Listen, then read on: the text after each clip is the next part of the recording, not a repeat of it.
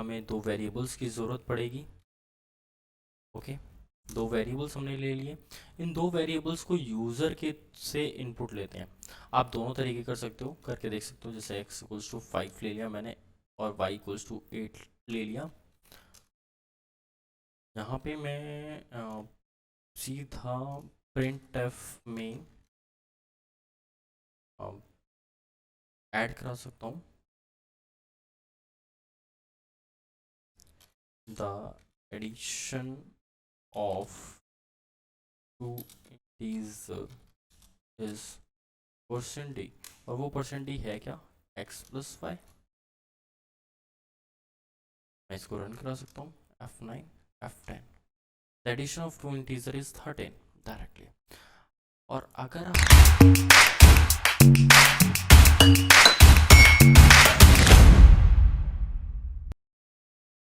को रीड कराना, अब बात आते हैं बेसिक फॉर्मेट स्पेसिफायर्स। अब जब जब आप इंटीजर्स को यूज़ करोगे और उस इंटीजर को आउटपुट स्क्रीन पे लेकर के आना चाहोगे, फॉर एग्जांपल मैंने int a equals to 5 use करा और मैं चाहता हूँ ये आउटपुट स्क्रीन पे शो हो, तो इसको शो कराने के लिए मैं चाहता हूँ ये आउटपुट स्क्रीन पे शो हो, तो उसको शो कराने के लिए तो हम लोग परसेंट डी यूज़ करते हैं। तो परसेंट डी एक फॉर्मेट स्पेसिफायर है जो कि पर्टिकुलर इंटीजर टाइप की वैल्यूज़ को आउटपुट स्क्रीन पे प्रिंट कराने के काम में आएगा। अब ऐसा कब होगा, जब वो एक एज अ वेरिएबल शो रखा है। फॉर एग्जांपल एज, एज मैंने यहाँ पर यूज़ कर ली 24। तो और मैं चाहता हूँ यहाँ पे मैं लिख देता हूँ this is my age, this is my age, sorry my age is percent D. अब परसेंट डी के बाद हमें ये परसेंट डी मीन्स इंटीजर के लिए है। तो अब कंपाइलर को ये पता चल गया वो कि परसेंट डी मीन्स दैट यहाँ पे कोई ना कोई इंटीजर टाइप की वैल्यू आएगी। बट वो जो इंटीजर टाइप की वैल्यू आएगी वो होगी कौन सी, तो उसके लिए मुझे बताने के लिए यहाँ पे एज डालना पड़ेगा। मैं F9 करता हूँ और इसको रन कराता हूँ। My age is 24। Okay guys, hope आप लोगों को समझ में आ रहा होगा। Next, real numbers. मुझे कोई सेल प्राइस को प्रिंट कराना है तो हम लोग यूज़ करेंगे रियल नंबर्स के लिए परसेंट एफ। ओके, तो हम इसी में ही हम इसी में आगे बढ़ते हैं। ठीक है, कमेंट्स को यूज़ करते हैं, हमें कमेंट्स यूज़ करना आता है, लगाना आता है कमेंट्स, हम यूज़ करते हैं फ्लोट। अब फ्लोट बताता है कि एक डेसिमल टाइप की वैल्यूज़ हम लोग यूज़ करने वाले हैं जो कि एक सेल प्राइस। अब देखो वेरिएबल्स भी मैं ध्यान रखिए, जब भी आप वेरिएबल्स बना रहे हैं वो वेरिएबल्स इस तरीके से बने हुए होने चाहिए जिससे आप डिफाइन कर पाएँ कि ये डेटा किस चीज़ का है। फॉर एग्जांपल अगर मैं सेल प्राइस की जगह एस लिख दूं तो नहीं समझ में आएगा। हो सकता है ए बी सी डी से हम क्या समझेंगे, ऐसे वो चीज़ से एस प्रोग्राम में कितनी बार यूज़ में आएगा तो मुझे नहीं समझ में आएगा, या किसी थर्ड पर्सन को समझ में नहीं आएगा। मुझे हाँ भी कहते तो किसी थर्ड पर्सन को समझने में इशू होएगा। तो उसके लिए हम लोग सेल प्राइस लिखते हैं, उसके लिए हम प्रॉपर नेम डिफाइन कर देते हैं। तो उस प्रॉपर नेम डिफाइन कर रहे हैं यहाँ पे सेल प्राइस। सेल प्राइस जैसे कि मैं कोई वैल्यूज़ यहाँ पर दे दे रहा हूँ, वैल्यूज़ होगी 204 रुपये 50 पैसे। ओके, तो अब सेम चीज़ परसेंट डी की जगह परसेंट एफ यूज़ करना है। मैं लिख देता हूँ एक लाइन, लाइन आप कुछ भी लिख सकते हैं। टोटल सेल प्राइस इज, अब यहाँ पे जो वेरिएबल्स होगा अब वो वेरिएबल भी वही आएगा जो आपने यूज़ किया है F9।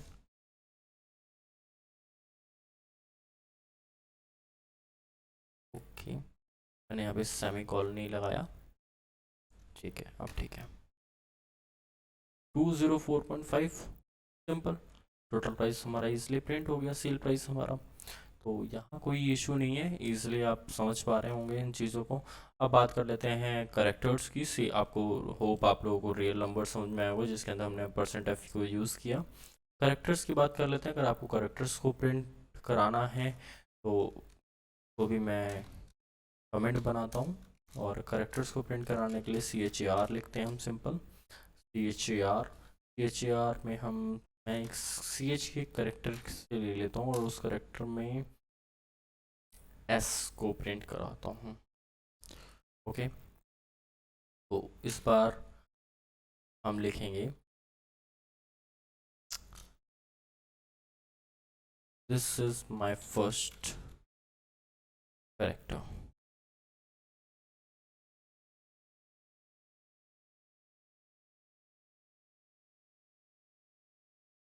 करेक्ट। और फॉर्मेट स्पेसिफायर इसका %C होगा। और तो इसको किस नेम से डिफाइन कर रहा हूँ, CS से, F9, no errors, simple, this is my first character S, ये प्रिंट हो जाता है। होप आप लोगों को समझ में आया होगा किस तरीके से हमने फॉर्मेट स्पेसिफायर्स %D, %F और %C, बेसिकली अभी ज़्यादातर जो यूज़ में आने वाले हैं वो हमारे यही हैं, तो हम इन्हीं के अकॉर्डिंग काम करने वाले हैं। चलिए आगे बढ़ते हैं। आउटपुट स्क्रीन की बात करते हैं तो in C programming printf is one of the main output function. Printf is one of the main output function. The function sends formatted output to screen. Screen पर एक आउटपुट प्रिंट कराने के लिए हम लोग यूज़ करते हैं printf को। ओके, हाँ गाइस, मैंने रिटर्न ज़ीरो यूज़ नहीं करा क्योंकि मुझे ज़रूरत नहीं पड़ी है। आप यूज़ करना चाहते हैं आप लिख भी सकते हैं अभी, बट कोई बात नहीं, आगे पढ़ेंगे इन चीज़ों को तब जा करके हम लिख लें। ओके गाइस, ये आपको समझ में आएगा। आगे बढ़ते हैं। How does this programs works. जब हम ये प्रोग्राम चला रहे हैं तो कंपाइलर किस तरीके से प्रोग्राम को चला रहा है। All valid C program must contain main function. Main function जितना भी सी प्रोग्राम आप लिखोगे, मेन फंक्शन कंपलसरी है, होगा ही होगा। तो जो प्रोग्राम में कोड एग्जीक्यूट करना स्टार्ट करता है वो मेन फंक्शन से ही करता है। जैसे कि मैंने आप लोगों को स्टार्टिंग में सिंटेक्स समझाते वक्त भी बताया था कि प्रोग्राम मेन फंक्शन का मीनिंग मतलब प्रोग्राम स्टार्टेड हियर, प्रोग्राम यहाँ से स्टार्ट हो रहा है। तो अगली चीज़ है printf is a library function to send formatted output to the output. जो भी आप printf के अंदर लिख रहे हो वो एक फॉर्मेटेड टेक्स्ट है, और उस टेक्स्ट को आउटपुट स्क्रीन पे प्रिंट कराना इसका काम होता है। और printf को यूज़ करने के लिए हमें अपने प्रोग्राम में stdio.h को यूज़ करना पड़ता है। stdio.h एक हेडर फाइल है जो कि हमें प्री प्रोसेसर अटैच करके यूज़ करनी पड़ती है, जिसके लिए हमें एक छोटी सी स्टेटमेंट लिखनी पड़ती है जिसका नाम है hash include stdio.h with angular brackets. Okay, now एक और चीज़, the return zero statement inside the main function. Main function के अंदर हमें रिटर्न ज़ीरो लिखना पड़ता है। अब और इट इज़ ऑप्शनल है, मीन्स लिखो या ना लिखो कोई फ़र्क नहीं पड़ेगा वैसे, इसलिए मैंने लिखा ही नहीं है अभी, बाद में बात करेंगे इस टॉपिक पर ना। ओके, आगे बढ़ते हैं सी के इनपुट पे। अभी तक हमने इनपुट नहीं देखा। अब बात ये आ रही है, फॉर एग्जांपल आपने एक सॉफ्टवेयर बनाया, मान लो एक ATM मशीन बनाई। अब यूज़र से पिन लेना है। आप तो पिन पहले से, जो प्रोग्रामर है वो पहले से पिन तो डाल नहीं सकता हर किसी का, पिन तो यूज़र को पता होगा। तो वो पिन कौन डालेगा, वो इनपुट कौन डालेगा, तो वो उसे ही कहते हैं हमें इनपुट लेना। आउटपुट स्क्रीन मीन्स जो मेन स्क्रीन हमारा मेन प्रोग्राम, मेरा जो सॉफ्टवेयर जो चल रहा है वो सॉफ्टवेयर पर यूज़र कब इनपुट डालेगा, किस तरीके से डाल सकता है, तो उसके लिए हम लोग स्कैनफ को यूज़ करते हैं। तो in C programming scanf is one of the commonly used function to input from the user. The scanf function reads formatted input from the standard input such as keyboards। Keyboard के through हम कोई भी input ले सकते हैं। For example अभी मैं as लेकर के आपको दिखाता हूँ, ठीक है। इसी प्रोग्राम के अंदर ही कर लेते हैं, सेम चीज़ यूज़ कर लेते हैं। इसको हटा देते हैं, ये वाला पार्ट हटा देते हैं।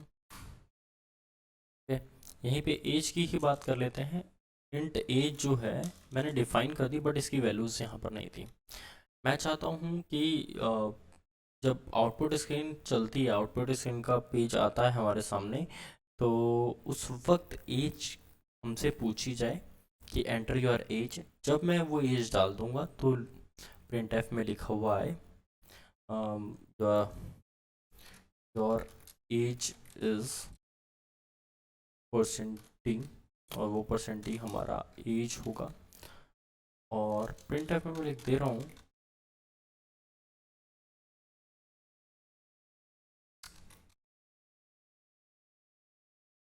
सॉरी गाइस लिखने में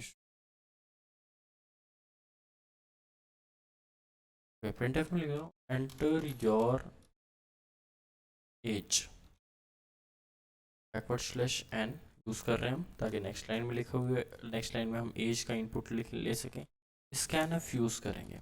फॉर्मेट स्पेसिफायर हम %d यूज़ करेंगे क्योंकि एज एक इंटीजर वैल्यू है, कॉमा एड्रेस ऑफ। अब आप ये सोचेंगे ये एड्रेस ऑफ क्या है गाइस, ध्यान से सुनिएगा। एड्रेस ऑफ बेसिकली जब भी आप इसको मेरे लॉजिक से समझ सकते हैं, अगर आप लोगों को अच्छे से समझ में आए तो एड्रेस ऑफ डिफाइन करता है कि कोई वेरिएबल के एड्रेस पर क्या वैल्यू डालनी है। फॉर एग्जांपल मुझे आपसे कोई चीज़ चाहिए तो मैं आपसे मांग लूँगा डायरेक्ट या आपको कॉल कर लूँगा। जब मुझे कुछ भेजना है आपको, आप तो आपकी जगह पे कुछ भेजने के लिए मुझे एड्रेस बताना पड़ेगा। वही उसी तरीके से का ये एक एड्रेस है यहाँ पे एंड, तो ये एंड जो है इसको ही हम एड्रेस ऑफ कहते हैं। किसके %d में जो वैल्यू जाएगी मीन्स %d के थ्रू इस एज के अंदर %d के थ्रू जो भी हम इनपुट लेंगे वो जाएगा कहाँ, वो एड्रेस ऑफ एज जाएगा।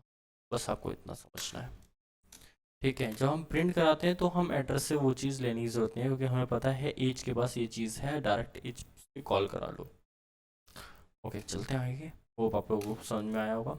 एंट्री योर एज, मैंने एज डाल दी अपनी 24, your age is 24। Okay guys, hope you understand the things. आप लोगों को समझ में आई होगी चीज़ें, ठीक है। हम आगे बढ़ते हैं। अब हमारा जो प्रोग्राम है वो कंपाइल किस तरीके से हो रहा है, तो इस चीज़ को भी ध्यान से समझिएगा। एक हमने जो प्रोग्राम बनाया वो एक .c फाइल होती है, hello.c। वो प्रोसेसर के पास जाती है, प्रोसेसर के पास अटैचमेंट में आई हेडर फाइल्स जो कि आपने कुछ डिफाइन करी थी, वो हेडर फाइल्स इसके साथ अटैच होकर के एक इंटरमीडिएट फाइल बनाते हैं। जैसे कि मान लीजिए आपने hello.c एक प्रोग्राम बनाया तो वो अटैच होकर के hello.i बनाते हैं, तब जाके वो कंपाइलर के पास जाते हैं। हेडर फाइल्स उसके साथ जब अटैच हो जाती हैं तो वो hello.i है, इस एक इंटरमीडिएट फाइल बन जाती है और वो फिर वो कंपाइलर के पास जाती हैं। ये स्टेप 2 होता है। कंपाइलर क्या करता है, उनको डिकोड करता है, असेंबली कोड बनाता है, फिर उसके बाद असेंबलर के पास भेजता है और असेंबलर क्या करता है उसको एक ऑब्जेक्ट फाइल बना देता है।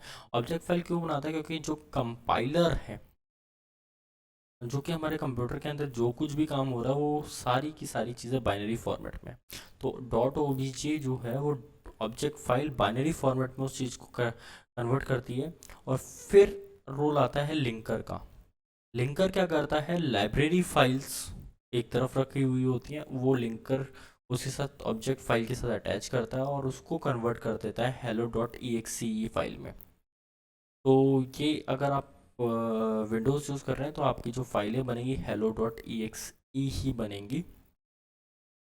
तो इस इस तरीके से हमारा जो कोई भी प्रोग्राम हम बना रहे हैं तो वो इस तरीके से सॉफ्टवेयर्स में कन्वर्ट होता है।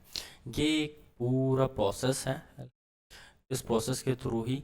और आप सिंपली ऐसे भी समझ सकते हैं कि आपने कोई प्रोग्राम बनाया, वो कंपाइलर ने पढ़ा और कंपाइलर ने उसको पढ़ने के बाद एक hello.exe ही फाइल बना दी। .exe हमारी एक्सटेंशन एक्सटेंशन होती है, फुल फॉर्म एक्सटेंशन होती है, जो कि ये डिफाइन करती है कि एक सॉफ्टवेयर फाइल है। ओके गाइस, आगे बढ़ते हैं। यहाँ पर हमारे पास क्वेश्चंस आते हैं जो कि मैं, जैसे कि आप लोगों को मैंने बोला था 130+ क्वेश्चंस हम इसमें करने वाले हैं, जिसमें सिर्फ 80 क्वेश्चंस मैं करके दिखाऊंगा और बाकी क्वेश्चंस आपको करने होंगे क्योंकि बेसिकली सीखना आपको ही है। ओके, हमारा फर्स्ट क्वेश्चन है सी प्रोग्राम टू ऐड 2 इंटीजर्स। ओके, सी प्रोग्राम के अंदर कोई इंटीजर्स ऐड करने हैं हमें। ओके, 2 इंटीजर्स लेने के लिए हमें 2 वेरिएबल्स की ज़रूरत पड़ेगी। ओके, दो वेरिएबल्स हमने ले लिए। इन दो वेरिएबल्स को यूज़र के से इनपुट लेते हैं। आप दोनों तरीके कर सकते हो, करके देख सकते हो। जैसे x इक्वल्स टू 5 ले लिया मैंने और y इक्वल्स टू 8 ले लिया। यहाँ पे मैं सीधा प्रिंट एफ में ऐड करा सकता हूँ the addition of two integer is percent D, और वो परसेंट डी है क्या, x प्लस वाई। मैं इसको रन करा सकता हूँ F9 F10। The addition of two integer is 13 directly. और अगर आप चाहते हैं कि ये एक थर्ड वेरिएबल के अंदर जाए तो उसके लिए मुझे z डिफाइन करना है और z equals to x plus Y करना है। और मीन्स x प्लस वाई की वैल्यू जो है वो z में जा चली गई है, और मुझे यहाँ पर क्या करना है, यहाँ पे z को कॉल करा देना है सिंपली। ये देखिए सेम आउटपुट, नो इशू। अब यहीं पर जो x और y की वैल्यू है वो हम चाहते हैं यूज़र से डिफाइन हो। तो उसके लिए हम लोग सिंपली क्या करेंगे, प्रिंट एफ में हम लोग प्रोग्राम एक लिखते हैं, और एक तो थोड़ी सी आदत पड़ी हुई है टर्बो सी की। Enter the value of x and y backward slash n, और यहीं पर हम स्कैनफ की मदद से स्कैनफ की मदद से 2% ही मीन्स दो इंटीजर हैं तो 2% ही लगेंगे। ये चीज़ ध्यान रखिए।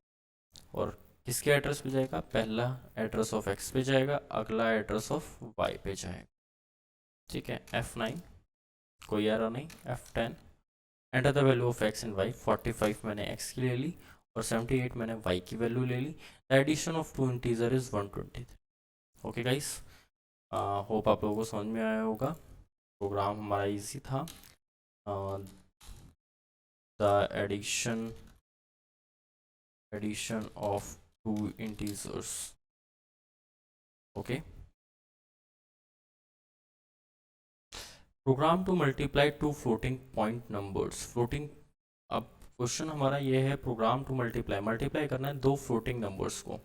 Floating point numbers, floating point numbers कौन से होंगे, हमारे रियल नंबर। रियल नंबर्स हमारे कौन से होंगे, पॉइंट वाले, डेसिमल्स वैल्यूज। तो प्रोग्राम सेम यूज़ कर लेते हैं। ठीक है, हम इसको, ठीक है, आप लोगों को इसका कोड भी मिल जाएगा, हैंड रिटन कोड मिल जाएगा। आप पीडीएफ डाउनलोड करेंगे तो आपको कोड भी मिल जाने का। तो जो भी हम क्वेश्चंस कर रहे हैं उसका, ये एडिशन ऑफ टू इंटीजर्स हैं। तो मैं इसको दोबारा से फाइल सेव एज कर लेता हूँ, तो आपको देना भी होगा ना।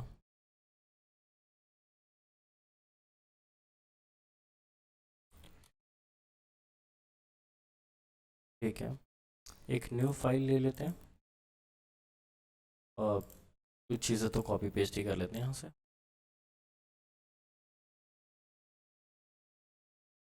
अब ये है हमारा ये program to multiply two floating multiply two floating numbers. Guys, तो दो फ्लोटिंग नंबर्स के लिए हमने एक एक्स वाई ले लिया। And the value of X and Y same रहेंगी, परसेंटेज से इनपुट हो जाएंगे। और बट फ्लोटिंग नंबर्स हैं, तो फ्लोटिंग नंबर्स हैं तो इंटीजर्स यूज़ नहीं करेंगे हम लोग, फ्लोट यूज़ करेंगे, कैपिटल में नहीं, float. Simple percent D use करने के बजाय परसेंट एफ यूज़ करने वाले हैं हम यहाँ पर। और इन दो नंबर्स को आपस में मल्टीप्लाई करके दिखाना है बेसिकली। तो इनपुट जो भी आएगा तो मैं प्रिंट एफ यूज़ करूँगा, और प्रिंट एफ के अंदर मैं द मल्टीप्लिकेशन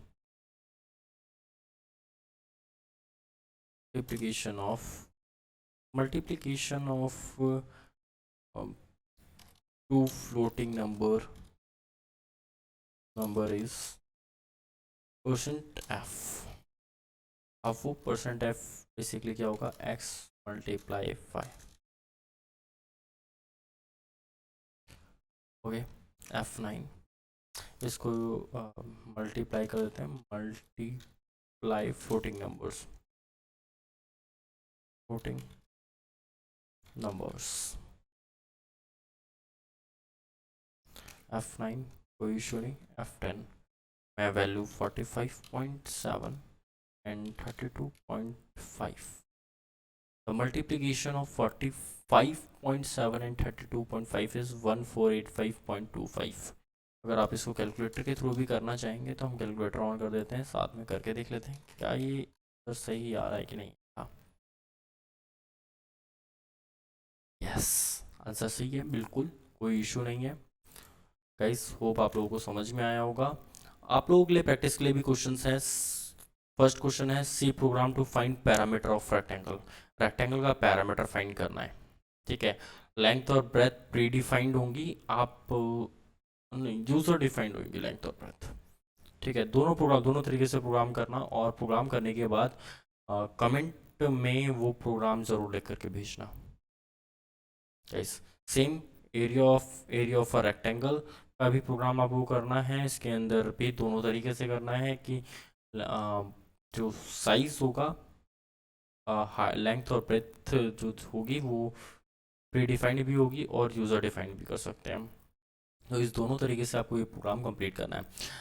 गाइस अगर आपको मेरे इस लेक्चर समझ में आ रहे हैं तो please follow the channel and मुझे इंस्टाग्राम पे फॉलो करिए, मुझे फेसबुक पे फॉलो करिए और अपना सपोर्ट बनाए रखिए, और चैनल को सब्सक्राइब करना मत भूलिएगा और बेल आइकन को ज़रूर प्रेस करिएगा। हमारी अगली वीडियो बहुत जल्दी आएगी और आप लोगों को बहुत जल्दी हम बहुत सारी चीज़ें सिखाने वाले हैं इस चैनल के through. Okay guys, thank you so much, बहुत बहुत धन्यवाद आपका ये वीडियो देखने के लिए। गाइस अगर आपको मेरे इस लेक्चर समझ में आ रहे हैं तो please follow the channel and मुझे इंस्टाग्राम पे फॉलो करिए, मुझे फेसबुक पे फॉलो करिए और अपना सपोर्ट बनाए रखिए, और चैनल को सब्सक्राइब करना मत भूलिएगा और बेल आइकन को ज़रूर प्रेस करिएगा। हमारी अगली वीडियो बहुत जल्दी आएगी और आप लोगों को बहुत जल्दी हम बहुत सारी चीज़ें सिखाने वाले हैं इस चैनल के through. Okay guys, thank you so much, बहुत बहुत धन्यवाद आपका ये वीडियो देखने के लिए।